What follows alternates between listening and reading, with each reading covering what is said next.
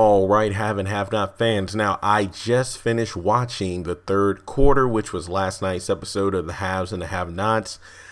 It was okay. It wasn't a great episode, but it wasn't horrible either. I think it was actually okay until we got to the ending, and I will get to that when I get to it. So just quick going through some notes here about some of the scenes, and just let me know what you think in the comments. You notice how funny how Wyatt like temporarily sobered up when it came to, oh my god, I just killed this guy, I gotta clean the place with from fingerprints. I've seen some stuff on like some science shows as a kid and whatnot, and correct me if I'm wrong, but is a towel sufficient enough to get rid of fingerprints? Don't you need some kind of liquid or dust or whatever? Or is a towel enough just to like obscure the fingerprints off the bathroom, the sink, the bar, Vinny's body? The fact that he took the again, smart Wyatt, it's just amazing because he has potential, but he just squanders it with the drugs and the alcohol. He uses the towel to get the security VHS from the camera and everything. And I love the scene because it answered a lot of questions that we as fans had about the situation. Some people, I didn't even think of it. Some people were like, wait, what about security camera? Weren't there any security cameras in the bar or whatever? So yeah, that was actually pretty good stuff. Then Jim comes in there and knocks. Oh, actually, that's a good point, because Jim was knocking around bottles and stuff. He didn't Jim leave fingerprints there too? So wouldn't they connect Jim's fingerprints to the murder? I mean, that's what I thought, but whatever. Anyway, so he took the wallet, realized it was a Malone, which I'm pretty sure, well, to the audience, it was well known that it was a Malone ever since the early episodes of this season, due to the fact that Mitch kept calling to set up the meeting to borrow the money for Benny. So as the audience, we knew it was a Malone, but yeah. So even though the Malones are a mobster family, not everyone knows about them. So that probably the only people that know about the Malones are those who have dealt with them. So let's just leave it at that. But yeah, overall, I feel like it was a good opening. So cool points to Tyler Perry for, again, continuing the episode where we left off instead of waiting until the next, the cliffhanger ending. And then the fact that that freaking blood was like freaking tar. I mean, I don't think you have blood that dark unless it comes from like a vital area like the neck. So yeah, Vinny Malone is dead. He is dead. Dead as a doorknob, which, they made sure not to leave the fingerprints on. Next scene with Candace at the bar. I'm just like, I'm so over this bitch. I'm sorry for using that language, but her just coming up in there, swooping in like she runs the place. I'm just done with it. Impressive how she handled the vice, but at the same time, I am so done with her character. I'm just so done with it. And then the fact that she's treating like RK and Gia like trash, and Gia's doing her own thing, just going to swoop in, take the money. And then I love how RK and Gia kind of talk at the bar, and I'm wondering, do you think RK and Gia are going to team up against Candace? Because remember, I've done videos about this, like Gia and she undercover vice. Are Gia and Erica going to team up? Now it's like, okay, is Gia and RK going to team up against Candace? RK seems like a loose cannon. Like, he's not going to take but so much trash and threats, because you saw how he was standing up to Candace. So personally speaking, I don't think he's gay unless the money is right, which I believe he actually said to Candace a couple episodes ago at the bar. So with that old guy, let me, you know what? I was going to say this until the end of the video, but if in the next episode we see RK and that old guy in the hotel room, I pray that they don't show us vivid details like they did with Justin and Jeffrey at the end of the episode. I'm sorry, that was too much. Yeah, so I'll get to that. So we have Veronica on the phone. I believe Morgan was the name of the person she was talking to.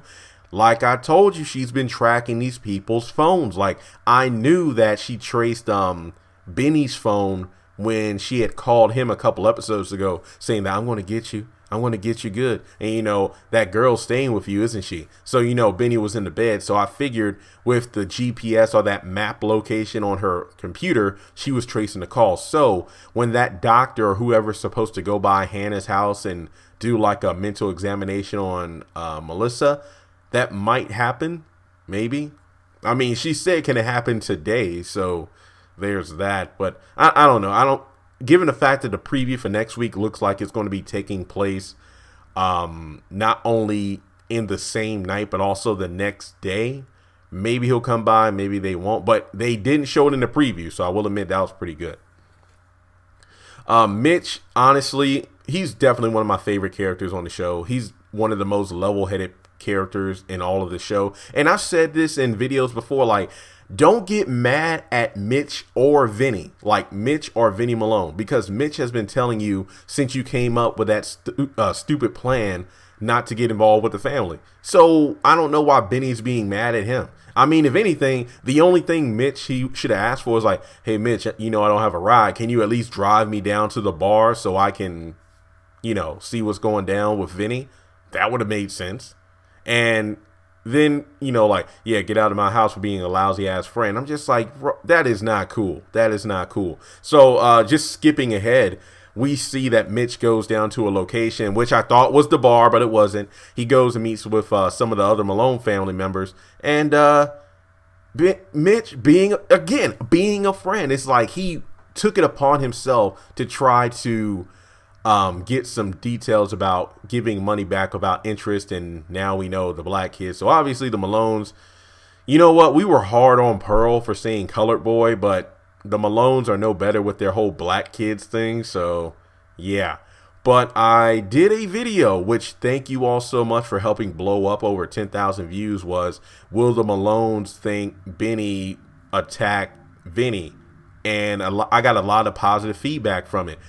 I'm not going to lie. It seems like that's what's going to boil down to, because Benny's going to go to the bar, see what's going down, and then get accused of what happened to Vinny, because like the boy said, Mama Rose keeps an eye on everything. So even when Benny borrowed the money and it's only been like a day, Mama Rose is aware of it. So and plus now a lot of black people probably deal with them alone. So when one finally does, it's going to go all the way up to the top. So there's that. And remember this. Remember when Hannah took it upon herself to go to Warlock's location in order to beg and plead with Warlock not to go after her daughter?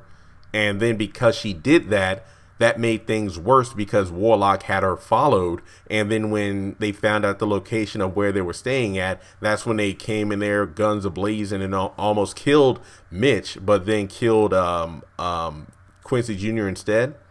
Now, I feel like the same situation is going to happen here, where Mitch takes it upon himself to go into the Lion's Den, be the Malones, to talk about Benny.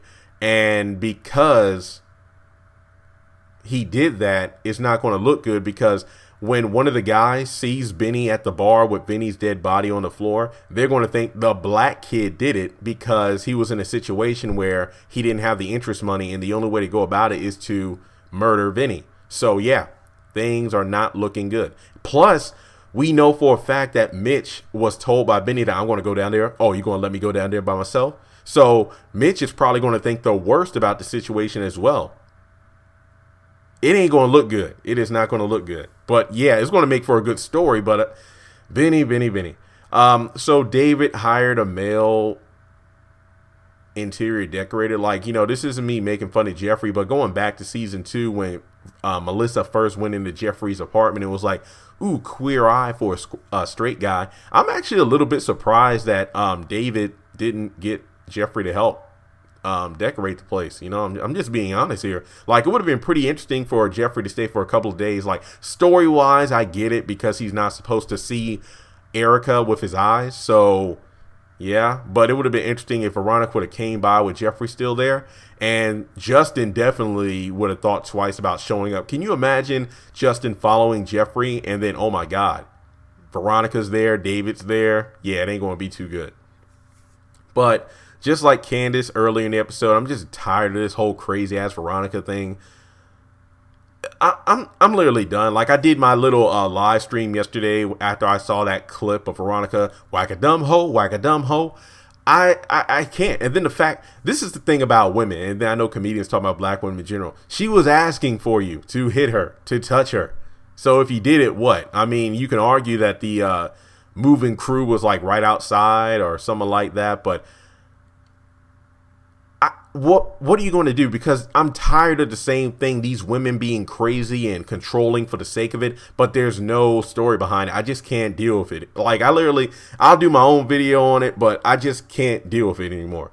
All right, let's see. Yeah, that was pretty funny. Oh, baby. Just met this bitch and call her baby. Again, I will admit that is a valid point. They literally just met. But David did show some honor. The fact that he doesn't want to bury Benny Young due to Veronica being mad. But to be fair, he probably would do it if it wasn't linked to Veronica. And as he said before, you don't want to get Jeffrey out of jail because you're the one that put him in there. So there's that. Yeah, this is very awkward for Benny. It's very awkward. And towards the end of that, I have to ask the question, how long is Erica willing to stay in a situation like this? David can only say, I'm sorry. Like, how long can you say that? I mean, like, this woman is going to continue showing up to the house, and we saw in the preview, which I'll get into later. Yeah, it's not going to, like, what? Even though Erica is wrong for being there, and we know why, how long is a normal woman going to be in a situation like that? That is not good. I did like the scene. It looks like Hannah treats Melissa like a daughter. I just love that scene. Can we have more of those? Like, they don't even have to be 5 minutes long. Just those little scenes like that makes Melissa feels like she belongs somewhere. I like that. Yeah, so guys, I ain't gonna lie. It don't look too good for Derek. I mean, there are just so many bits and pieces of dialogue sprinkled within that conversation he had with Hannah. It don't look good. I mean, because Derek was like, I just want to, I just keep coming after you. And Hannah's like, well, I'm not really used to this, being people having a man all over me like this. And Derek was like, I'm not afraid to go after something I want. Yeah, but Hannah was like, well, it's nice, but it's too fast for me. And then we get to the title of the episode, the third quarter. It's like, I'm in the third quarter of my life. And I made a lot of mistakes as a kid. And I'm just like, oh, right. And then you wonder, because remember, Hannah was like the guy that raped her. She saw the lion tattoo, but also when looking at Candace, there are certain things about Candace that, she recognizes in him. But I'm not going to lie. I forgot the exact body parts when Hannah was talking to Candace in terms of when I look at you, I see him. I think she said like the nose and eyes. I don't remember. I need to go back and rewatch that scene. But remember that Derek was like, your face, your eyes, your body. I'm just like, that's oddly specific. So I need to go back and rewatch that scene from the lion tattoo episode. But guys, I just feel like Tyler Perry is dropping way too many hints for him not to be the guy. So let me know in the comment section below. Yeah, and like I always say, there's going to be a Derek-centric video on the channel before next Tuesday. Then when this damn Benny walks in saying please, and I love how Hannah just put him in check. Go check yourself. Handle your situation upstairs. Now, don't you find it ironic that in a strange way, even though Veronica and Benny have no business dealing with the Derek and Erica situation and Hannah and David and Erica situation and Hannah and Derek, somebody actually messaged me. It's like, do you think Veronica is trying to help and means well? I'm just like, wait, what? But then I watched the episode and thought about it. Erica was like, well, she does have a good point. The woman does have taste. It's like the crocodile and whatnot. No.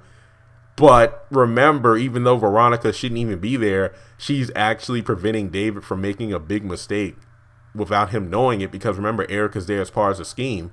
And then when Benny comes into play, it is annoying, but it's like the, overprotective mama's boy's son. But at the same time, what if Derek is the guy with the lion tattoo? He's actually preventing his mother from making the same mistake. Well, actually, sorry, it wasn't her mistake. She got raped, but you know what I mean? From being in a situation like she was before. So in a strange way, I think we should actually pay attention to Benny and Veronica, even though I'm not big fans of their characters right now. But yeah, just keep that in mind when you see him again. Landon mentioning that, well, we all knew that Candace's son was a trigger for a rage. The fact she's sad. We know she's hasn't properly grieved, but it's still annoying. I was actually shocked that she got the money because before he knocked on the door, he was talking with Charles and was like, she's going to be irate. She's going to be enraged. I'm thinking to myself, oh, because the hold is lifted, but the money isn't there. No, the money is there. It's not going to look too good. So there's that. But Landon said, you should get somebody to talk to. That's an interesting theme about this episode. A lot of people were told exactly what they needed to do, but they refused to do so. And Charles,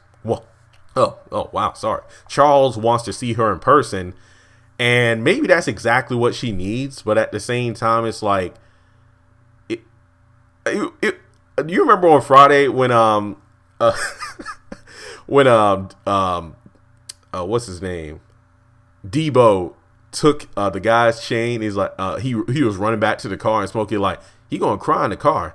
That's exactly how Landon was when he hung up the phone on Charles and then like, damn, and then just scooted down the hallway. But I'm at the same point where it's like, why is Charles so interested in it? It's like, I can understand because he has children, so he can only imagine what it's like to lose a child. That's why Landon can't really relate to the situation. But at the same time, it's like, I can understand where he's coming from, even though we know it's only because he's interested in Charles himself. So it does seem like, Charles is willing to risk it just to be with Candace. And I still think that's a waste. I literally do not understand what he sees in her. But hey, guess what? I'm not a character in the show. But yeah. Then we have, let's see. Yeah, we have Wyatt at Catherine's house. Jim drags him over there. And we get a good scene between, him and the folks. And pretty much explaining the situation of, yeah, he killed another person. And that's when Catherine was like, I can't do this again. And a lot of fans were pointing out, I was like, wait, he killed his sister. That confirms it again. No, I think they're talking more of the lines of Little Lizzie in terms of a person being killed by Wyatt's drug addiction. But also, Benny being put in a coma or almost dying on account of what Wyatt did. And my question, literally the scene is pretty self-explanatory. He killed him alone. They're going to be looking for him. Jim says he has the money. Why couldn't they have had Jim pull out his phone to check his account and then be like, the money isn't there? So then it's going to be a situation where it's not going to look good for Oscar because they're going to be asking, he's going to be asking where the hell's my money? And yeah, it doesn't look good for Benny or Oscar in upcoming episodes because they're going to be put in a situation that they did not get themselves into. Somewhat. So yeah. But my question is this. Wyatt has no money. Well, actually, this question was answered in the next episode preview when Wyatt goes back to his condo and Catherine's over there as well. Because my question during the episode was, Wyatt has no money, so where is he going? Like, literally, he has no money, no cash. Where is he going? So we do know he's going back to his condo in the next episode. Okay, here we get to the ending. Justin stalks Jeffrey. I did the video theorizing whether or not it was Justin's new apartment or if Justin followed him and he's like, I'm a cop. First of all, stranger danger. Don't answer the damn door. I honestly looked at the scene, but Justin is annoying to me because it's like Jeffrey said, until he's ready to accept that he's gay, he's going to be in turmoil. That's pretty much all I have to say on that. And just like Jeffrey suggested, he needs to get help. That's literally all I had to say about it. And then the fact that he's like, I love you and all this stuff. And then he knew what buttons to push on Jeffrey. Tyler Perry, I'm going to do its own separate video on this like I always do on certain subjects. I don't think that we needed to see that much of Justin and Jeffrey getting it on. I feel like that was a bit too graphic. Like the facial expressions and whatnot. I get it that it's implied that we should know what's going on, but yeah, I felt uncomfortable watching it. Like, I'm straight, but at the same time, it's just like, bro, No, I'm good on that. I'm good on that. Like, I've actually seen a lot of people online voicing their opinions on it.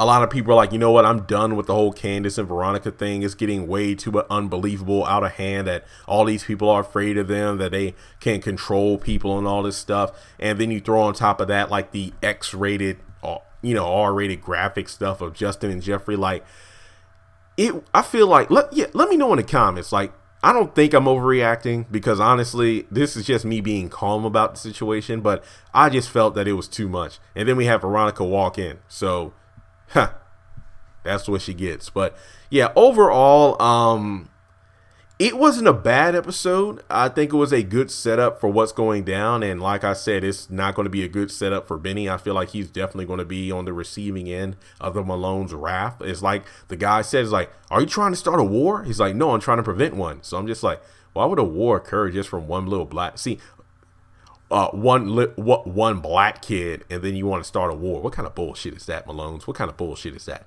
But yeah, the ending was definitely something I didn't need to see. I feel like that was it. So as a score,